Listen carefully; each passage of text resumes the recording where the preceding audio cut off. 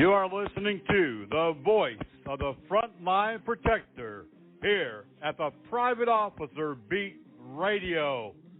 Every week you'll hear breaking news, topics of training, information for the industry of security, public safety, and law enforcement. So strap in, hang on, we're about to speed off in this episode of the Private Officer Beat Radio.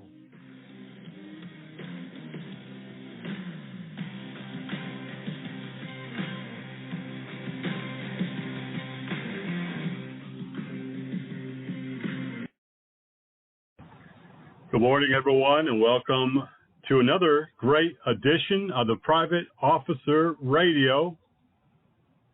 Monday, June 20th, 2022. Feels like about 150.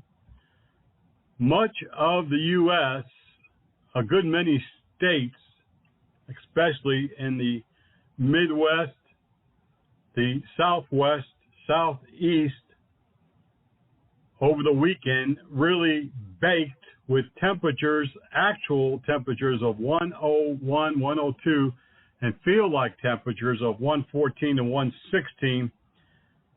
What a hot weekend it was. No matter where you were, you just could not escape the heat. And so I spent most of my time either at the beach, but not really in the water, and of course very hot there, or inside someplace where they had good working AC. I also took a cruise along the Tennessee Delta. They call it the Amazon of America. It's where 5 rivers and a number of ecosystems all come together at the mouth of the Gulf of Mexico. And it was a very interesting tour. I had seen a lot of it from the interstate over the many years that I've been traveling through the area and living in the area, but this was the first time that I had up close and personal tours. Let me also mention Happy Juneteenth. It really was yesterday a public holiday, but whenever holidays fall on the weekend, they celebrate them on the following Monday, June 20th, a federal holiday which recognizes the emancipation of enslaved African Americans. And this is a federal holiday. You won't be getting your mail. You can't go to the bank, and many state and federal businesses and agencies are closed, just like any other national holiday. We have a lot of information to give you, quite a bit of news, and we also have a lot of upcoming events that we want to make sure that you continue to be aware of as we get closer and closer to those dates.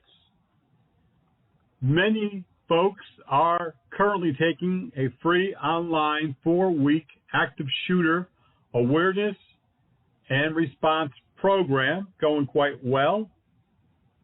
We have a second class already scheduled for next month. And if you would like to participate, please contact helpdesk@privateofficer.com. This is a program that we put together based on some other trainings that we have done through the years and some new add-on material. But along with the active shooter awareness and the response modules, we've also included mitigation, which equals prevention and reduction of crimes, and intelligence. And we have a brand new course that we're offering about these very subjects. So in this active shooter program, the training that we're doing currently, we're just kind of skimming over the material, but mitigation equals prevention, reduction of crimes through intelligence. This is a very robust training that will show you how to reduce crime, how to reduce retail thefts, ORC, as well as active shooters. But you have to, like everything else, be consistent. Many people will begin something, and then a week or two down the road, they forget about it. Just like every New Year's.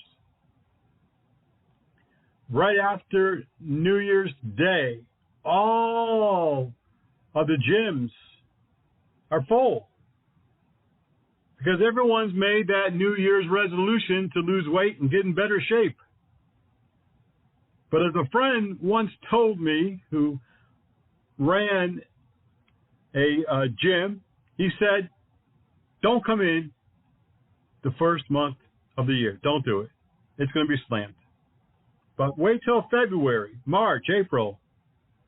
Then you can come in your regular slot or any hour that you choose, because people fall off the wagon soon after that New Year's resolution.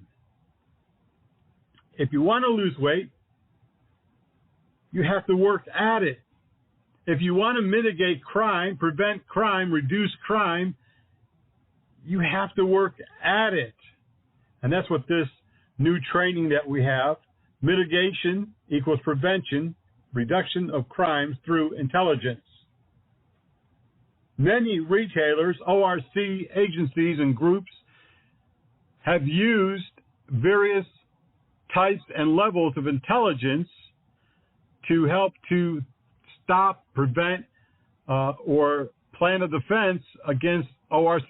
And over the last 2 years, with all the gangsters running in and robbing all of these retailers, many PI, private investigator firms, and specialty intelligence firms have gotten on board to help to use intelligence resources through social media and other avenues of investigative work that will help to prevent things from happening or be best prepared for them if they do happen. And so we have kind of learned a thing or two from that ORC program that we have been involved in and taken the training.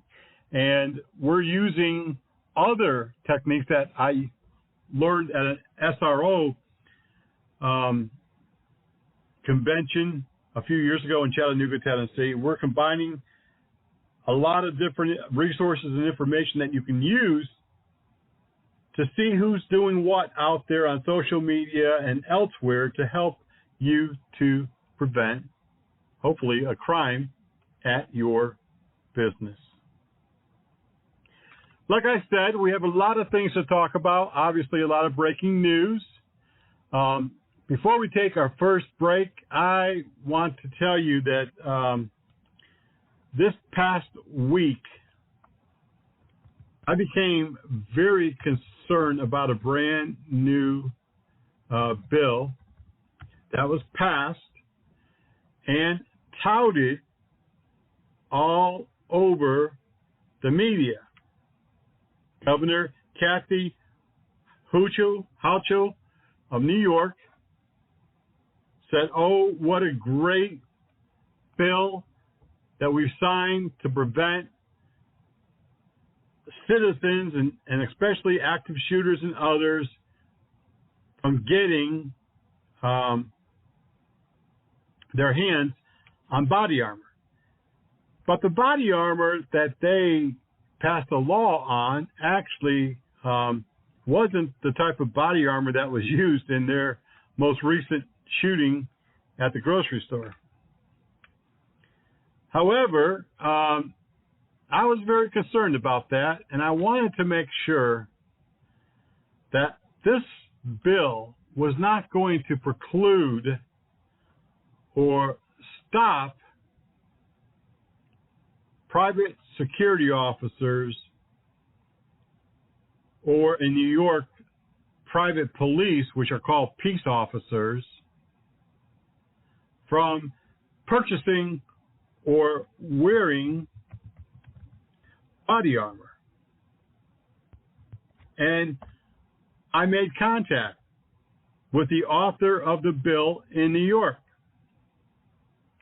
And I was quite surprised by the warm conversation and by his concern about having private security be allowed to be able to purchase and participate just like law enforcement.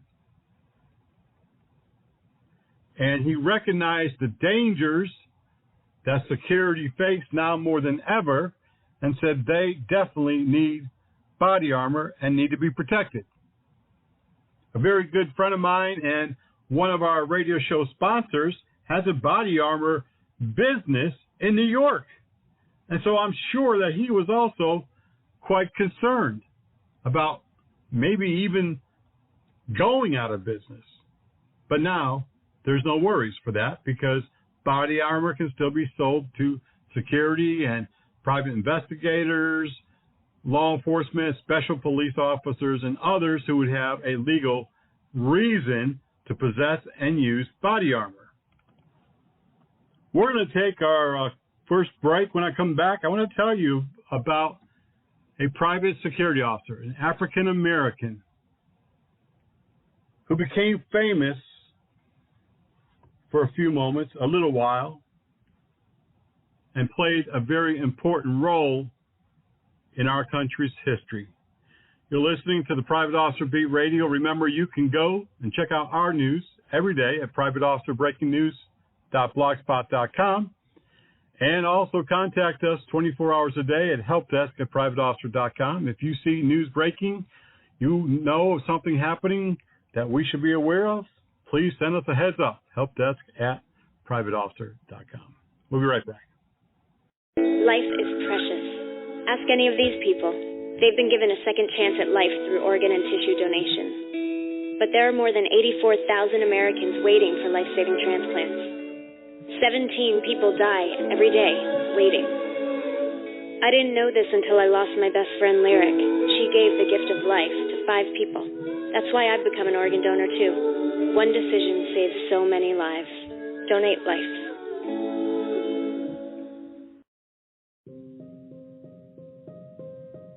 I met Luke when I was pretty much born. We kind of just grew up together. He got his license when he was 16. We were going to the beach, and Luke was driving. I was in the passenger seat, and all of a sudden, I don't remember anything. I wasn't conscious for it. We got hit by a drunk driver. I feel like I knew right away that it was never going to be the same. I don't know. The doctors, they were telling me I was so lucky to be alive.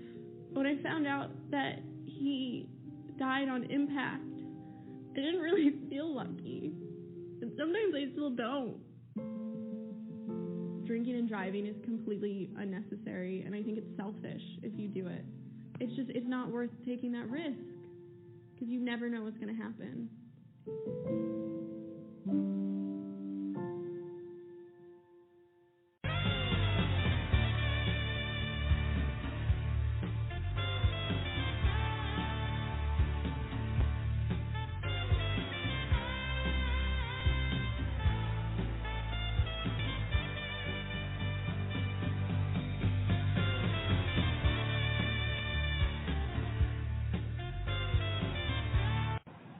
It is not very often that you see or hear of something that a private security officer has done well. Occasionally we do hear of that time when the security officer has helped to rescue a person, or maybe they have been involved in performing CPR, or doing some other good deed. But 50 years ago, this month, an African American security officer was patrolling a parking garage. It was a rather large complex.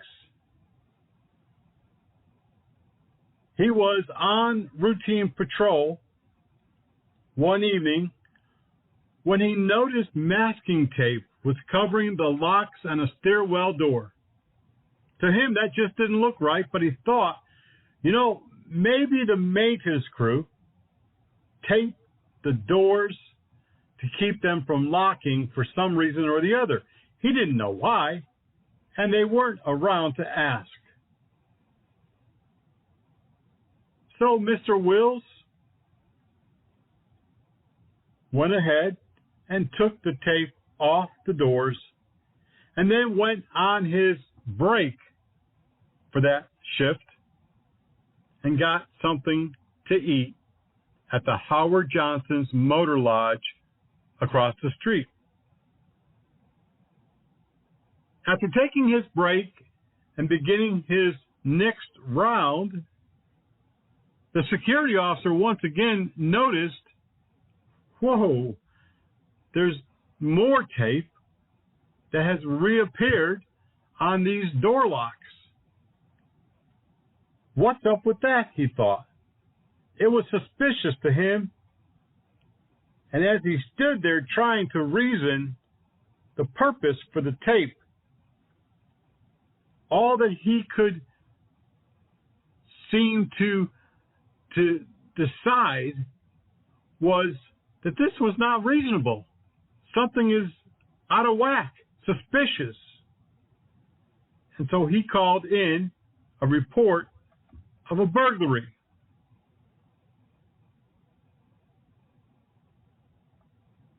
A number of plainclothes police officers did respond to the call of a burglary in progress at 1:47 in the morning. Police entered the building and began searching, clearing the building, and they would soon arrest 5 men for burglarizing the building. Some of the men carried bugging equipment. Others had $2,300 in crisp 100 bills on them. They wore surgical gloves, and they all carried sophisticated walkie-talkies. As police was clearing the building, they found them, and they yelled out for them to come out with their hands up, which they did. It was the beginning of a crime, the beginning of an investigation so big that it led to the resignation of President Richard M. Nixon. You see, the security officer was on patrol, Mr. Frank Wills of Watergate and the complex in Washington, D.C. that night when he discovered the tape over the locks on a stairwell door. Not once, but twice, and decided to finally call the police and have them investigate it because it just didn't look right. Mr. Wills would soon quit his job because the security company that he worked for refused to acknowledge his good deed or to give him a raise. He went on for a number of years to give $200 speeches or interviews wherever and whenever the anniversary of Watergate rolled around. But he never did profit from it. He never got rich from it. In fact, many people, including the players themselves in the Watergate scandal, got rich, became millionaires, even though they were convicted. But Wills faded off in the distance. He could no longer get a job in security in D.C., which he felt he was being blackballed. Being a security officer was boring and routine. But thankfully, he stepped up to the plate when he saw something wasn't right, said Bob Woodard, who co-authored many of the stories that broke on Watergate in D.C.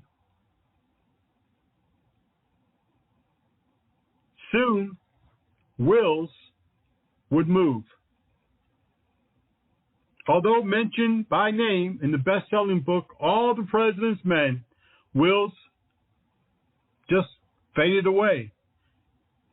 Until 1976, when a movie starring Robert Redford and Dustin Hoffman called. And they said, "We'd like you to play yourself in the movie." And so he did, for just a brief minute. In fact, 11-second scene. You could see Wills turning a doorknob. A shadowy shot of Wills captures him inspecting the tape on a door before ripping it off, and then the camera cuts. And that's all that you see of Wills in that whole blockbuster movie. In 2017, a film called The Post, directed by Steven Spielberg, gives its final scene to a flashlight-wielding Wills, played by Jaquan J. Kelly, but it was brief. Later, Wills moved on south. His mother was ill. He worked as a salesman. He worked for a short time as a security guard. But in 1983, he was arrested for shoplifting a $12 pair of sneakers.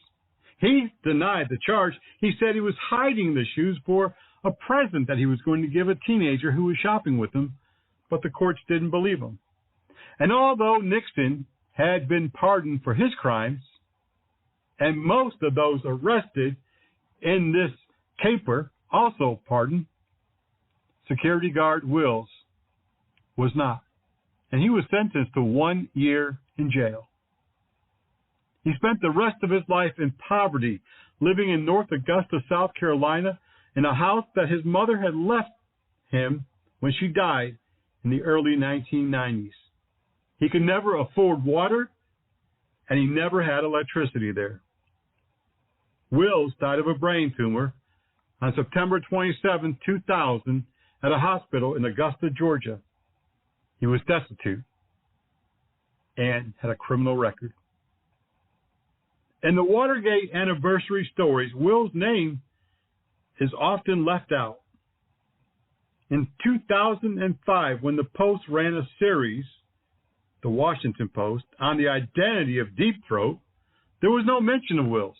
In fact, the Washington Post op-ed columnist Colbert I. King was outraged by that omission. Were it not for Wills' suspicion of a break-in and his decisive action, King wrote in 2005, the world most likely would never have heard the names of E. Howard Hunt or G. Gordon Liddy.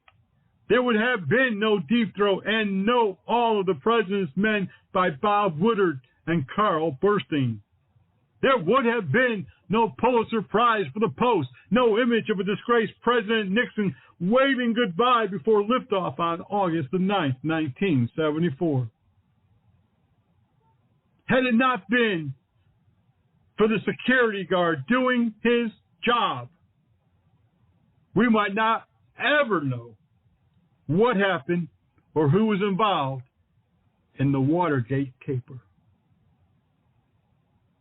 You see, this is a very well-known story, incident, crime. Had it not been for a security officer doing his job that night, maybe the burglary would not have been solved. Maybe President Nixon's name would never be known to have been involved in such a thing. Time and time again, we see security officers doing their job and getting no due no respect, no reward, no name mentioned in the press. And this is a prime example of that very thing. Are you looking for the finest private security officer training in the Charlotte metropolitan area? Do you need PPS qualifications in armed or unarmed training? Or maybe you're over there across the line in South Carolina and you need the SLED training. Well, we've got the right training at the right time for you. Premier Training Academy, located at 5624 Executive Center Drive, Suite 142 in metropolitan Charlotte, North Carolina. Give them a call today, 704-806-4933. They also offer firearms training, personal protection, first aid and CPR, and so much more. Call John at 704-806-4933. What a fantastic day. What a fantastic day. The water's like glass. The water is like glass. Don't forget the soda. Don't forget the life jacket. Who wants the 8 and who wants the 15? Who wants the inflatables? What a great day. To be on the water. So glad you saw me go over. That was so funny. When you went over and your life jacket inflated. Never go out without a life jacket on again. What a great day we had. When it comes to wearing life jackets, make the right choice. You're in command. Vote responsibly. This message brought to you by the National Safe Boating Council and the U.S. Coast Guard.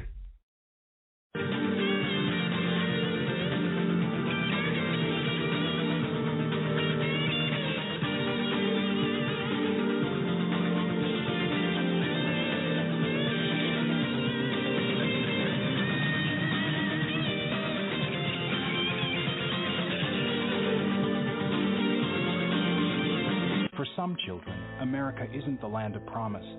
It's a place where every day is a struggle. Because today in America, 1 in 6 children lives below the poverty line. For these children, living in poverty means going without medicine, going without food, going without a warm home, or even a roof over your head. And that's life for nearly 13 million children of all races, all across America. Where will you draw the line and get involved?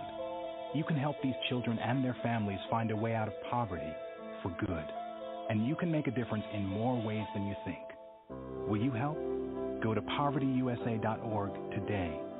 Because 1 in 6 children in poverty is one too many. A message from the Catholic Campaign for Human Development.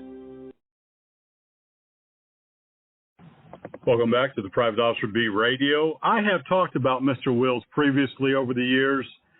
I have mentioned him in my training.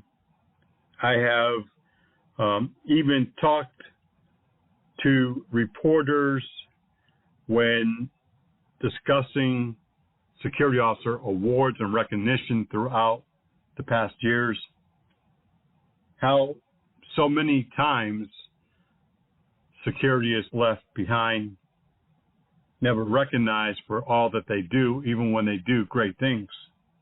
And I've used Mr. Wills as an example of how easily those who are deserving can be pushed aside and never mentioned. And we have to fight this. We have to do something about it. Helpdesk@privateofficer.com. Send me a note. Let me know what you think. How can we be recognized? How can we have our industry be really awarded and honored? And just that old hack about, mall cop and all that BS, we need to get away from that. And we need to be promoted as the professionals in the private protection industry. Send me a note, helpdesk@privateofficer.com. We have a lot of breaking news, and we're going to get to that shortly. And today we're going to talk about a subject. I want to have a clearer understanding of where this industry is going.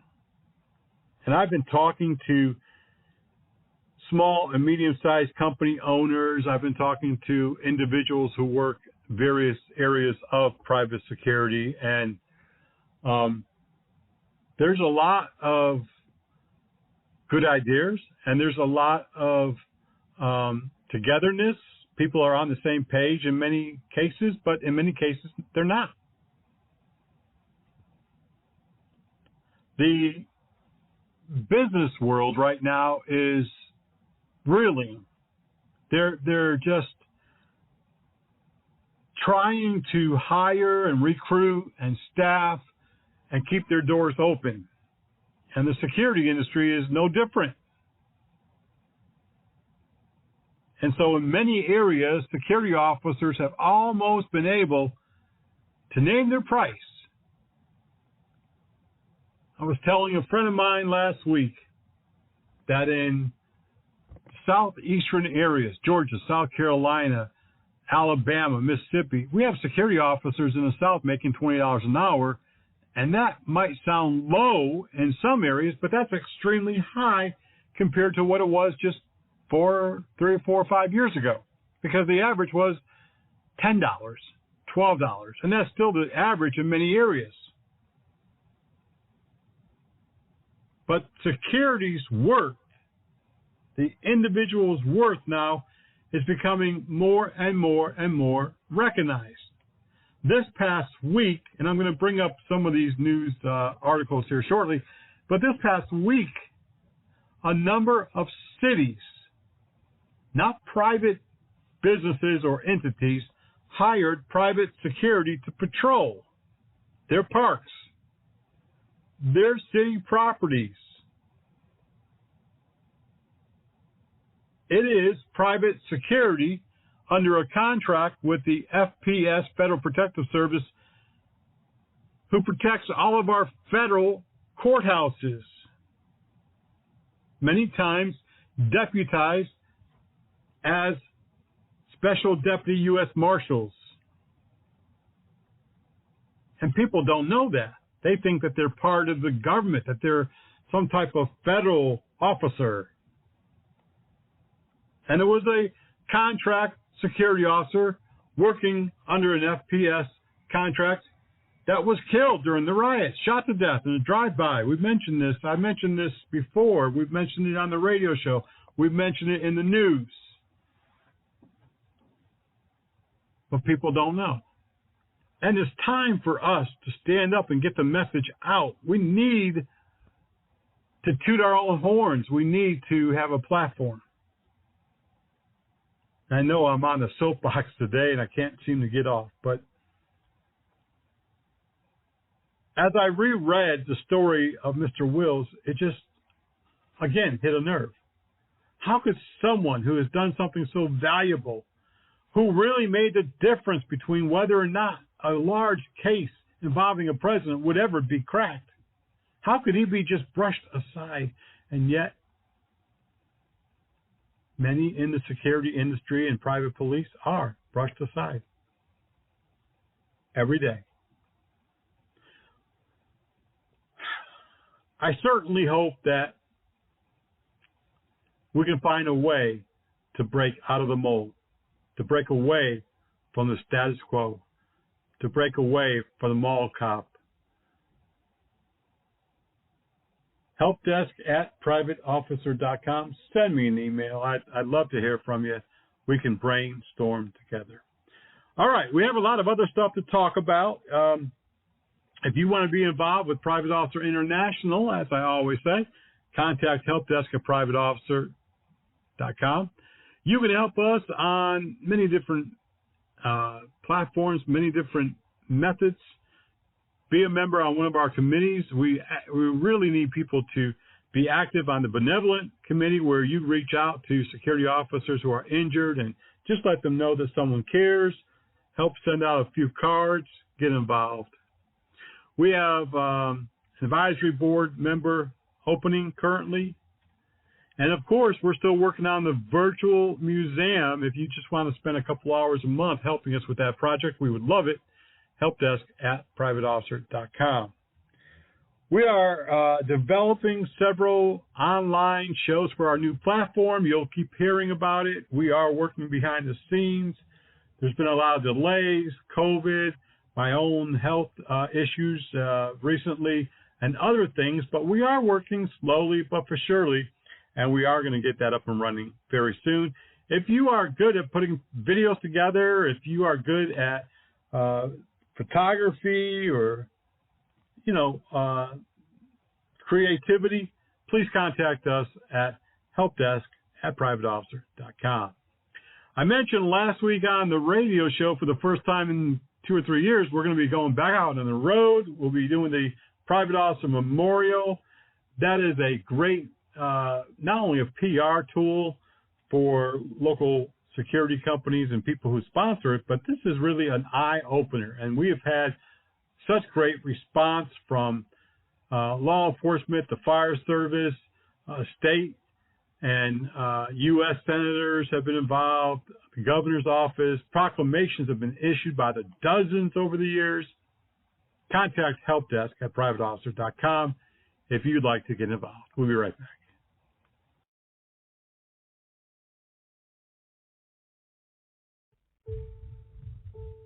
Every 40 seconds, someone around the world takes their own life. Every 13 minutes, someone in the U.S. commits suicide. While you were getting ready for work this morning, in the first hour of your day, as many as 5 people in the U.S. have killed themselves. By lunchtime, about 20 people in the U.S. have taken their own life. At the end of an 8-hour workday, about 40 people in the U.S. killed themselves.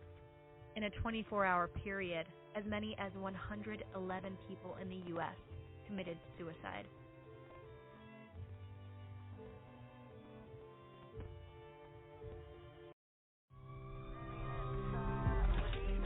Can we be real for a minute? I'm a high school math teacher, and I'm a firefighter. Man, we're going to have you out in just a minute, okay? I'm a designer. I'm a retired VP in business. And I'm a student. I'm a mother. I'm a business analyst, and I'm a volunteer firefighter.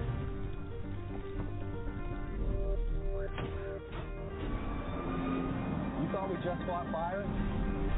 Firefighters get trained to do so many things. Right here. Be sharp. What we do is serious business.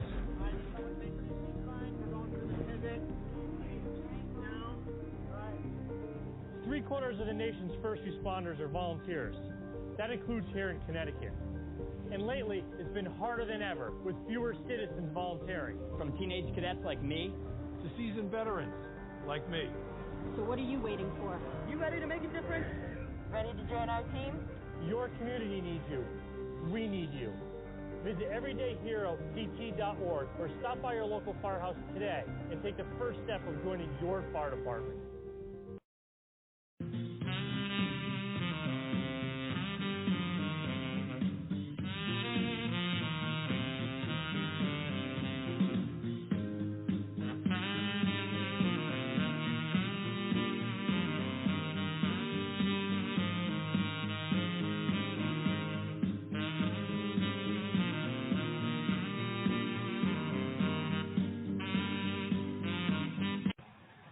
Welcome back to the Private Officer Beat Radio. If you have not heard the ever popular and hot cable TV show Live PD, hosted by attorney Dan Abrams and a group of law enforcement officers, that was wildly successful and popular. It was often the #1 cable show week after week, is returning. It has a rebirth coming out in just about a month from now. It'll be called On Patrol Live, and it'll be broadcasted on the Reels network. If you're not familiar with that, that is a cable network that has some very unique program, REELZ. Once again, Dan Abrams will be the host of the show along with several law enforcement commentators. It will be live in the field as Live PD was, real time, with just a 30-second delay between what's happening and the viewer being able to see it. The series, just like Live PD, will follow police officers on patrol in real time, and it'll provide that 15-year-old Reels network with important and appealing live programming. And again, we'll be on Friday and Saturday nights, just like Live PD.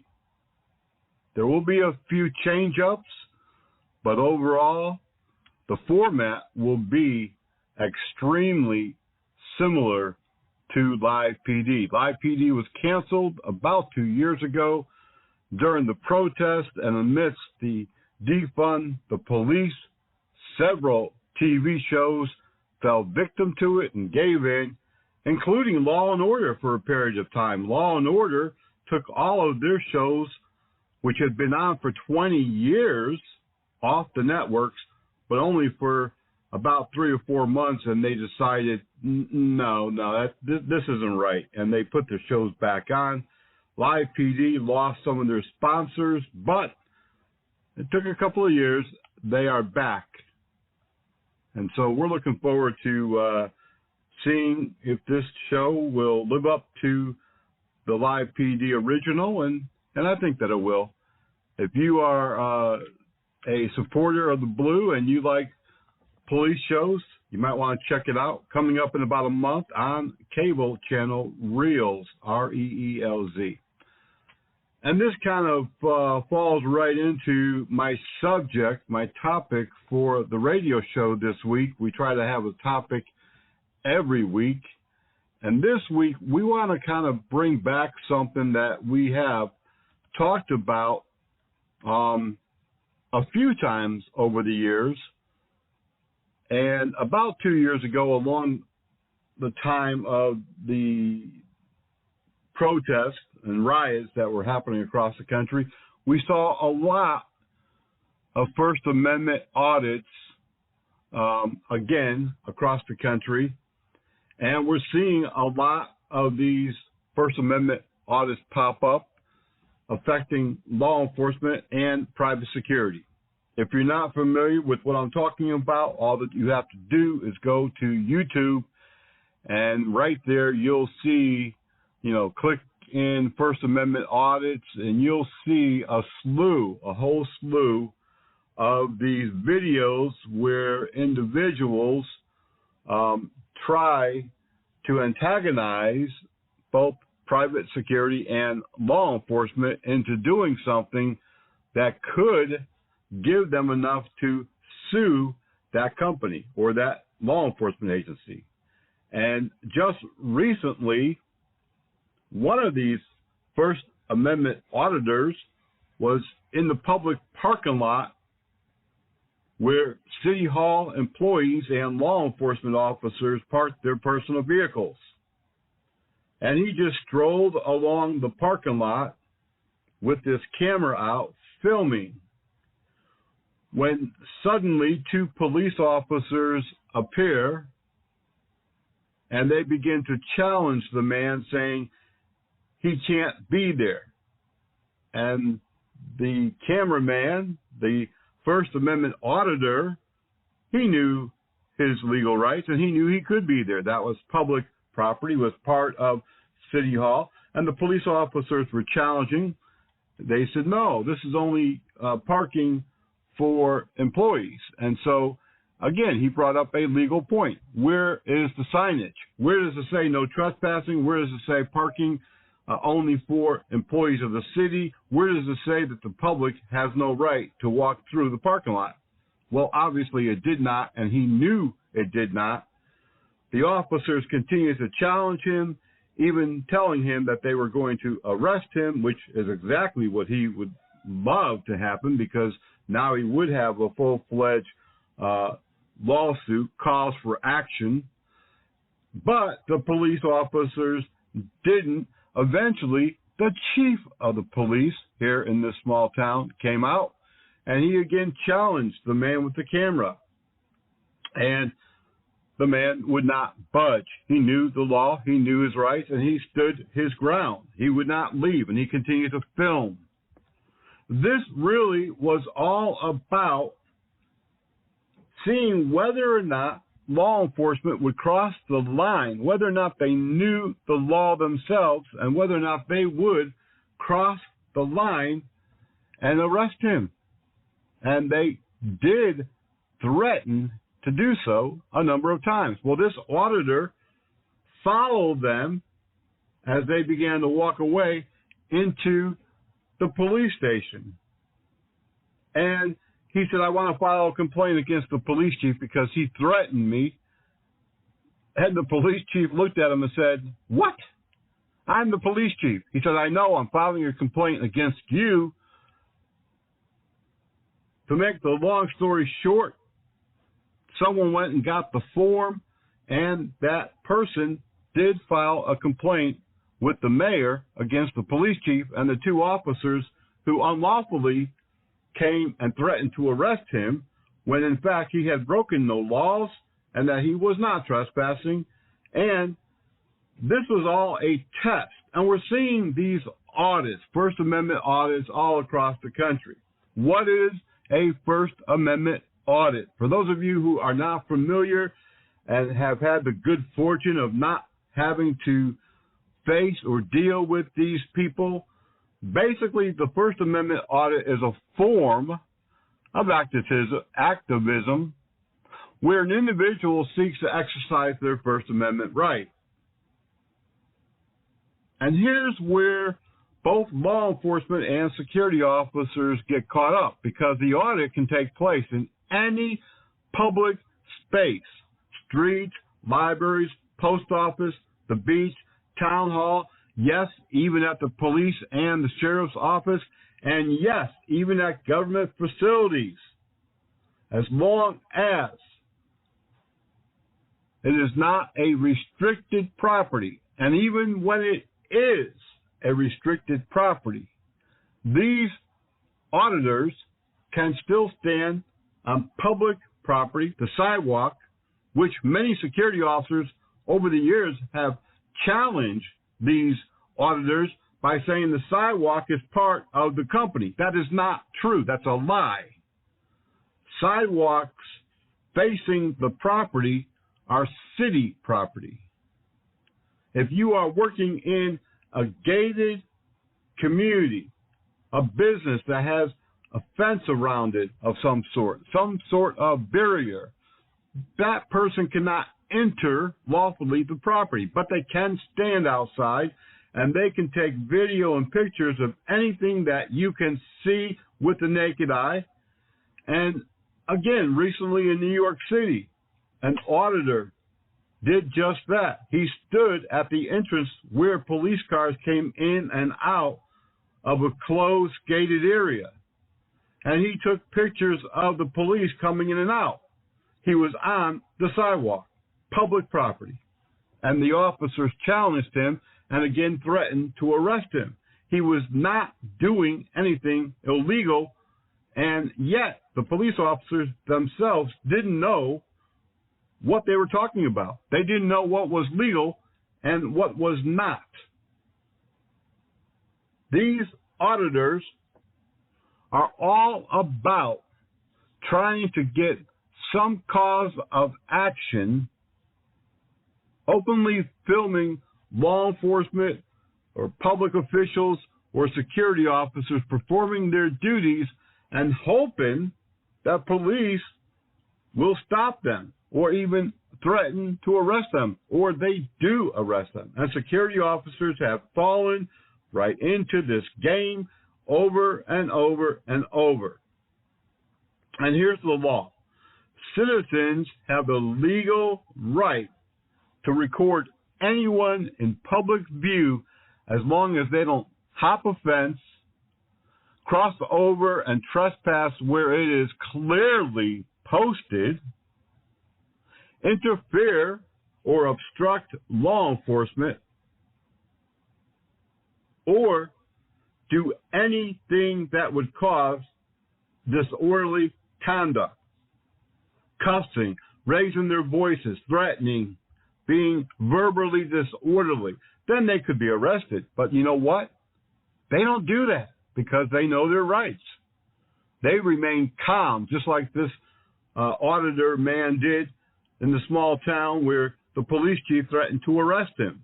They want you to get upset. They want you to get verbal. Police officers and security officers alike must be calm, must remain calm, level-headed. Don't let them get the best of you. Don't let them rile you up, because when that happens, you've lost and they have won. Officers should be prepared to deal with these citizens who record them while performing their duties out in the field. Like I said, if it's behind closed doors, someplace where they're not supposed to be, that's a different story. I don't know how many times on YouTube I see security officers come and grab the camera. That is a criminal offense.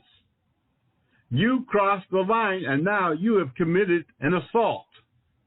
You cannot grab the camera. You cannot push them away from the building.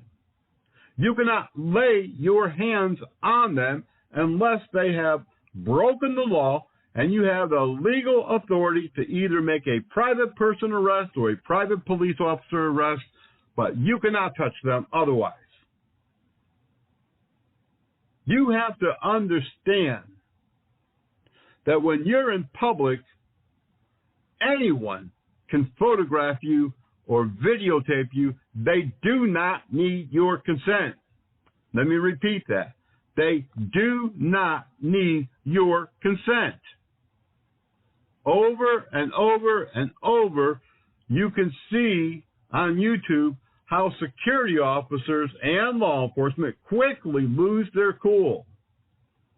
The First Amendment of the U.S. Constitution provides that Congress shall make no law respecting an establishment of religion or prohibiting the free exercise thereof or abridging the freedom of speech or of the press or the right of the people to peacefully assemble. Let me also note right here, right now, or the freedom of the press. For the last 2 or 3 years, especially since the protest, there has been a lot of questions as to who is the press. Is it some guy with a camera? Is it someone who works for one of the major cable news or one of the local news stations? The courts have said the Constitution doesn't explicitly say who is the press. So the guy who has a blog, the guy who has a YouTube channel, the guy who has some talk show like me, or some other mechanism of delivering the news and the videos and the information is part of the citizens' press. We cannot decipher or try to separate who is and who is not the press. That's not our job. If a person claims they're part of the press and they have some type of credential, and if you want to look them up on the internet to verify it, that's great.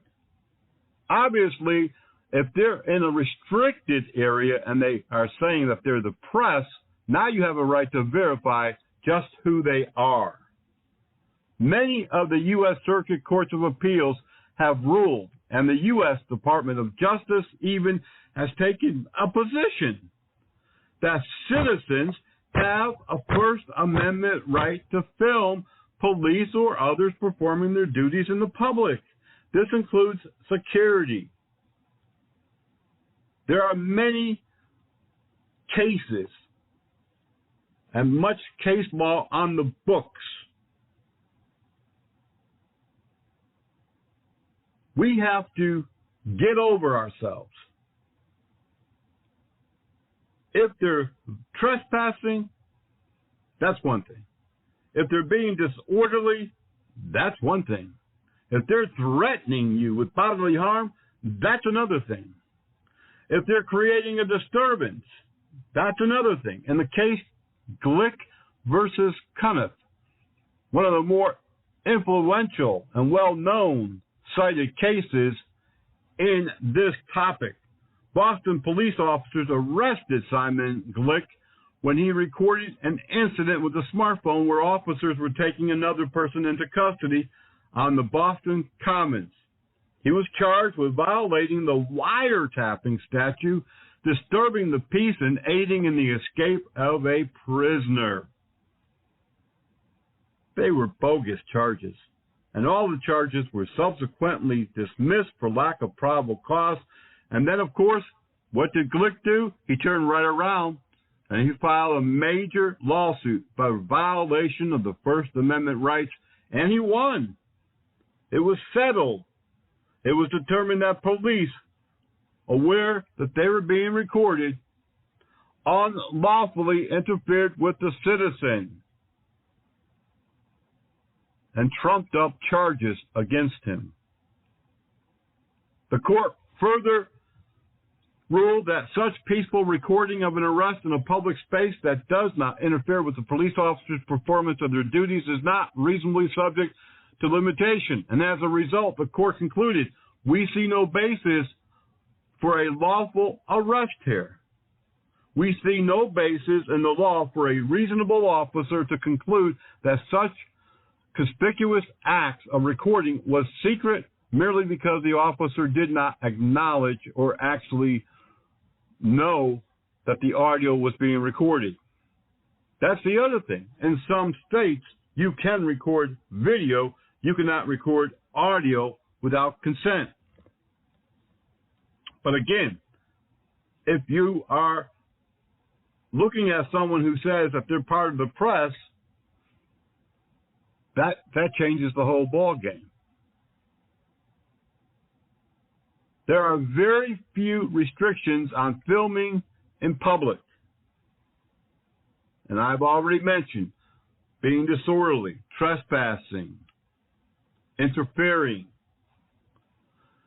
Security officers and their employers can be sued for tens of hundreds of thousands and even millions of dollars